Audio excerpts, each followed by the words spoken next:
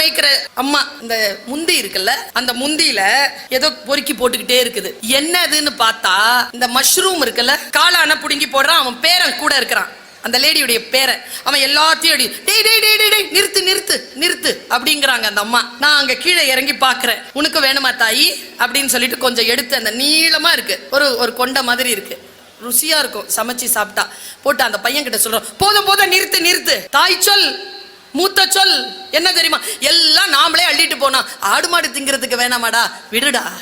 இந்த சொல் எங்க காணாம போயிடுச்சு? பாட்டிகள் கதை சொல்வார்களே, பாட்டிகள் எங்க போனார்கள்? இன்னைக்கு திரும்பி பார்க்கிற இடங்கள்லாம் ஆண்டிஸ் தான். பாட்டியே காணோம், ஒன்லி ஆண்டிஸ். பாட்டியின் விழுமியங்கள் எங்கே போனது? நாம் எவ்வளவு பொறுப்புடன் இருக்க வேண்டும் என்பதற்காக நான் இதை சொல்கிறேன். ஒன்றும் இல்லை. என்ன காட்சி தெரியுமா சார்?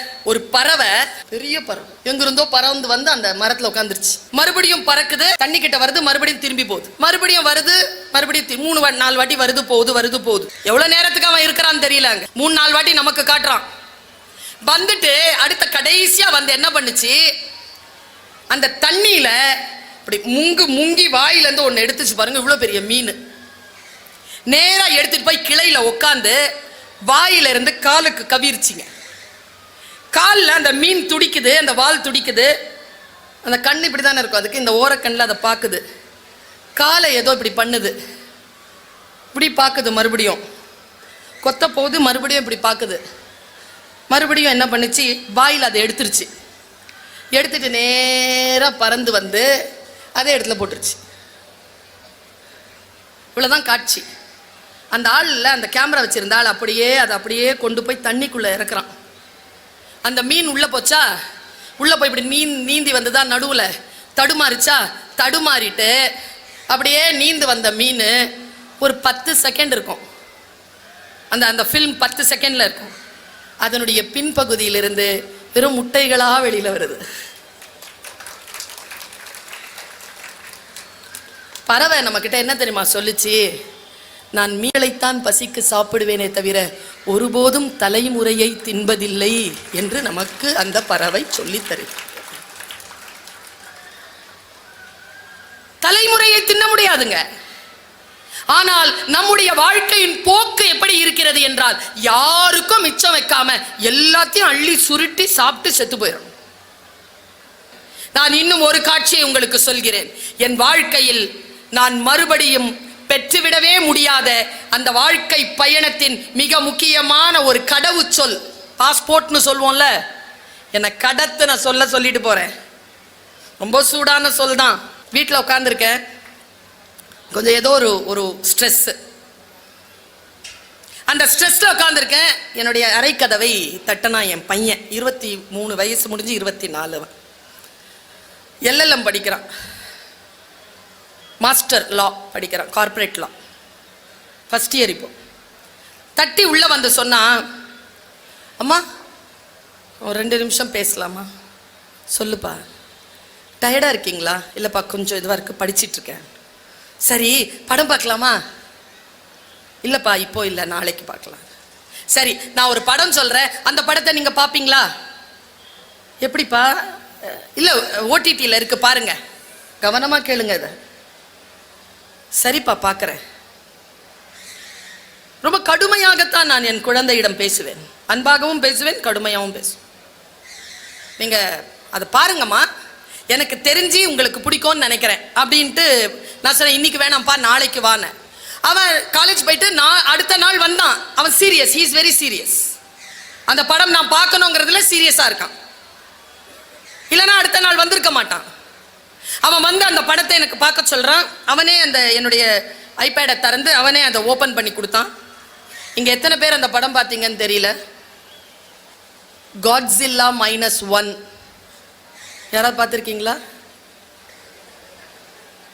அந்த படம் ஆஸ்கார் மூவி. பார்த்தீங்களா சார்? ஒருத்தர் இருக்கார், நன்றி சார். ஏன்னா யாருமே பார்க்கலன்னு வச்சுக்கோங்களேன், சொல்லிடுவாங்க அந்த அம்மா இல்லாத படத்தை ஒரு பற்றி பேசிட்டு போயிடுச்சு. இந்த சாட்சிக்காக தான் கேட்டேன், 4-5 பேர் பார்த்துட்டிங்களா? இந்த ஒருத்தர் பார்த்துருக்கிறாரு. இன்றைக்கும் நீங்கள் போய் பார்க்கலாம், இருக்குது, இன்றைக்கும் OTTயில் இருக்குது, காட்ஸில்லா -1. நான் அந்த படத்தை 6:15 மணிக்கு பார்க்க தொடங்கினேங்க. ராத்திரி 8:45 அப்படி முடியுது அந்த படம். நான் எப்படி சொல்கிறது உங்களுக்கு, நான் வாழ்க்கையில் பெற்றுக்கொண்ட ஆக முக்கியமான ஒரு எழுச்சியான ஒரு சொல்லை நான் அங்கிருந்து எடுக்கிறேன். அதை நான் கடத்திட்டு போறேன். எனக்கு தெரியாத நான் எப்படி புரிஞ்சுக்கிட்டனோ வல்ல இறைவனின் பெரும் கருணையினால் அந்த புரிதலை என் சொற்களின் மூலமாக இறைவன் தந்துவிட வேண்டும் என்ற பிரார்த்தனையோடு நான் இதை சொல்றேன். சரியா? படம் பார்க்கிறேன், எனக்கு துக்கமா இருக்குங்க. அந்த படம் என்னன்னு தெரியல, பார்த்ததுல இருந்து கடைசி வரைக்கும் ஈரல் கொலை இங்க அடைச்சிட்டு இருக்கு. ஒரு துக்கிச்சு இருக்கிறேன் நான். அந்த படம் முழுக்க எனக்கு துக்கத்தை தான் கொடுக்குது. அது ஒரு ஜப்பானிய படம், ஆஸ்கர் விருது பெற்ற படம். நான் ஹிந்தியில பார்த்தேன் அந்த படத்தை, அது ஜப்பானிய மொழியில இருக்கு. அந்த படத்துல அந்த ஹீரோ ஒரு 25 வயசு பையன். அவன் சைலண்டா இருக்கிறாங்க. ஆனா சைலண்டா இருக்கிறது சுவிட்ச் ஆஃப் பண்ணி, ஆடியோ சுவிட்ச் ஆஃப் பண்ணி பார்த்தா அவன் சிரிக்கிற மாதிரி இருக்கு. ஆடியோ போட்டு பார்த்தா அது துக்கமா இருக்கிறான் அவன். ஜாப்பனீஸினுடைய நடிப்புல இது ஒரு ஜானர், ஜாப்பனீஸினுடைய ஒரு ஜானர். அது கவிதைகளும் அப்படிதான் இருக்கும், ஜப்பானிய கவிதைகளும் அப்படிதான் இருக்கும், ஹைக்கூ கவிதைகள்லாம் அப்படிதான் இருக்கும். நீங்க ஹைக்கூ கவிதையெல்லாம் புரிஞ்சுக்கிறதுக்கு அந்த அந்த மனம் இல்லை என்றால், அந்த லக்ஸுரி மனம் இல்லை என்றால் அந்த கவிதைகளை புரிஞ்சிக்க முடியாது. ஒரு விதமான மிக ஆழமான ஒரு இளைப்பாறுதல் இல்லாமல் அந்த கவிதைகள் புரியாது நமக்கு. ரொம்ப ஆழமான இளைப்பாறுதலோடு நான் அதை பார்க்கிறேன். மனசு ஆழமான இளைப்பாறுதல் இருக்கு, ஆனா துக்கமா இருக்கு எனக்கு அந்த படத்தை பார்க்கும்போது. அந்த படம் முடிஞ்சது. அந்த படம் ஒரு பெருசா இல்லை, நான் ஒரு நிமிஷத்துல சொல்லிடுவேன். கடல்ல இருந்து ஒரு பிராணி வருதுங்க, காட்ஸில்லா. அது பெரிய ஒரு டைனோசர் மாதிரி இருக்கு. அது எல்லாரையும் அழிக்குது. நாட்டுப்பற்று இல்லாமல், நாட்டின் மீது அக்கறை இல்லாமல் போரிலே தோற்ற வீரனாக இருக்கிறான் அவன். தான் செய்த பிழைக்காக தன்னையே நொந்து கொண்டிருக்கிறான் அந்த ஹீரோ. அவன் ஒரு பிளேன் ஓட்டுறவன்.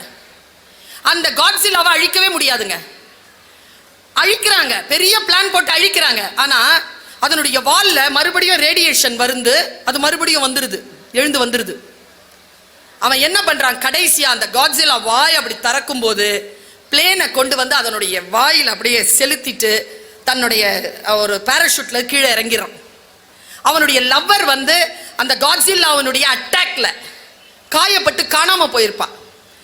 அவன் அந்த காட்ஸில்லாவை சாவடிச்சுட்டு நேரா வீட்டுக்கு வருவான். வீட்டுல இருந்து நேரா ஹாஸ்பிட்டலுக்கு சொல்லுவாங்க. அவனுக்கு ஒரு கொரியர் வந்திருக்கும். அதை பார்த்துட்டு ஹாஸ்பிட்டல் போனா அவனுடைய லவர் அங்க இருப்பான். படம் முடியுதுங்க. ஓரத்துலங்க இந்த பக்கம் ஒரு சின்ன காட்ஸில்லா மாதிரி ஒரு சின்ன டாட்டூ வச்சு முடிச்சிட்டான் படத்தை. நான் விக்கிச்சு போய் எப்படியே நிக்கிறேன். எப்படிதான் தெரிஞ்சுதோ என் பையனுக்கு கதவை தட்டுறான். அம்மா படம் பார்த்துட்டீங்களா? பார்த்துட்டேன். சின்ன ஸ்டூலை எடுத்து முன்னால உட்கார வச்சுட்டு அவன் என்கிட்ட சொன்ன வார்த்தையை அப்படியே சொல்றேன். தடுமாறி கீழே விழுந்தான்னு வச்சுக்கோங்களேன். அவன் சின்ன வயசுல நான் சொன்னேன், டேய் கதவை மூடும்போது இடிக்காம மூடுடா, போகும்போது கரெக்டா மூடிட்டு போடா, பிசிக்ஸ் கரெக்டா படிச்சேன்னு வச்சுக்கோயேன் இப்படிலாம் நடக்காதுன்னு சொல்வேன் நான். அவன் அதை வச்சே என்னை கிண்டல் பண்ணுவான்.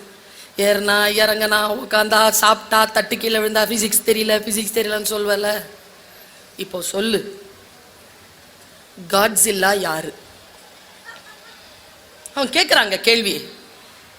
என்னடா கேட்குறேன், காட்ஸில்லா யாருமா? அவனை பாருங்களேன், டீச்சர் நான், கேள்வி கேட்டு பழக்கம் எனக்கு. பதில் சொல்லி நிறைய நாள் ஆயிடுச்சு. அப்புறமா தான் தெரிஞ்சுக்கிட்டேன், பதில் சொல்வது அல்ல கேள்வி ஞானம், கல்வி ஞானம், கேள்வி கேட்பது தான் கல்வி ஞானம். பாருங்க, ஆப்பிள் விழுந்துச்சுங்க. எல்லாரும் பார்த்தாங்க ஆப்பிள் விழுந்துச்சு. ஒருத்த மட்டும் கேட்டான்ல ஏன் விழுந்துச்சுன்னு. அவன் தானே கிராவிட்டி லாவை கண்டுபிடிச்சான். Why? ஏன் இப்படி இருக்குன்னு யோசிக்கிறேன்ல. இதுக்கு தான் பக்கவாட்டு சிந்தனைன்னு பேரு, லேட்டரல் திங்கிங்னு பேரு. இன்னைக்கு இருக்கக்கூடிய சிஸ்டம் இருக்குல்ல, லேர்னிங் சிஸ்டம் இருக்குல்ல, அதுல திங்கிங் ப்ராசஸ்க்கே டைம் இல்லைங்க. குழந்தை சொல்லி கொடுக்கறத உள்வாங்கி எழுதுறதுக்கே அதுக்கு பாடு போயிடுது. கூலி ஆட்களை உருவாக்கி கொண்டே இருக்கிறோம். அதனால்தான் ஏஐ வந்துருச்சு, ஆர்டிபிஷியல் இன்டெலிஜென்ஸ். ஆர்ஐ போயிடுச்சு, ரியல் இன்டெலிஜென்ஸ். இப்ப எல்லாம் ஆர்டிபிஷியல் இன்டெலிஜென்ஸ் நம்மள ஆக்கிரமிச்சிட்டு இருக்கு. நான் கேட்கவே இல்லை, மெட்டா ஐயா என்னுடைய போன்ல உட்காந்துக்கிட்டு இருக்கு. என் பர்மிஷனே இல்லை, உள்ள உட்காந்துக்கிட்டு. அவன் கேட்கிறான், காட்ஸில்லா யாருமான்னு கேட்டானா, எனக்கு பதில் சொல்ல தெரியல. அவன் அந்த ஸ்டூலை இன்னும் கொஞ்சம் ஒரு அடி முன்னால கொண்டு வந்து வச்சுட்டு என்னுடைய முன்னால உட்காந்துட்டு இப்படி குழந்தை மாதிரி இப்படி முகத்தை வச்சுட்டு கேட்குறான், அம்மா உனக்கு காட்ஸில்லா எப்படி வந்துச்சு தெரியுமா? அது ஒரு ஃபிக்ஷன்மா. சரிப்பா, எந்த சொல்லை புரிந்து கொள்வதற்கு முன்னாலும் அதன் பூர்வீகத்தை புரிந்து கொள்ளுங்கள். பூர்வீகத்தை புரிந்து கொள்ளாமல் அந்த சொல்லை உங்களால் புரிந்து கொள்ள முடியாது. எங்கிருந்து வந்தது தெரியுமா? யுரேஷிமா நாகசாகில அமெரிக்கா குண்டு போடுது. குண்டு போட்டு அந்த நாடு அழிஞ்சதுக்கு பிறகு ஒருத்தன் எழுதுறான் ஒரு ஃபிக்ஷன். அதான் காட்ஸில்லா. என்ன ஃபிக்ஷன் தெரியுமா? நான் சொன்னேன்னு வச்சுக்கோங்களேன், உங்க காலில் இருந்து நிலம் நகர்ந்துரும். ஒரு சின்ன பல்லி லெசர்ட், அது மேல அந்த ரேடியேஷன் விழுது. எல்லாத்தையும் அழிச்ச அந்த ரேடியேஷனால அந்த பல்லி காட்ஸில்லாவாக உருவெடுத்து விட்டது. இதுதான் கதை. இந்த -1 என்ன தெரியுமா சொல்லுது அப்படின்னு சொல்லிட்டு அவன் சொல்றான், அம்மா காட்ஸில்லா வேற யாரும் இல்லம்மா. யாரா? நான் சொல்லிடுவானோன்னு பயந்தேன் நான். யாரா? காட்ஸில்லா ஜப்பான்மா. ஜப்பான் தாமா காட்ஸில்லா. அது இந்த உலகத்துக்கு சொல்லுதுமா. அதனால தான் ஆஸ்கர்ல போய் அந்த படத்தை சப்மிட் பண்ணுச்சு. அது என்ன சொல்லுச்சு தெரியுமா? நீ என்ன நாகசாகில யுரேஷிமால ரேடியேஷன் போட்டு அழிச்சாலும் நான் காட்ஸில்லாவா உயர்ந்து வருவேண்டா.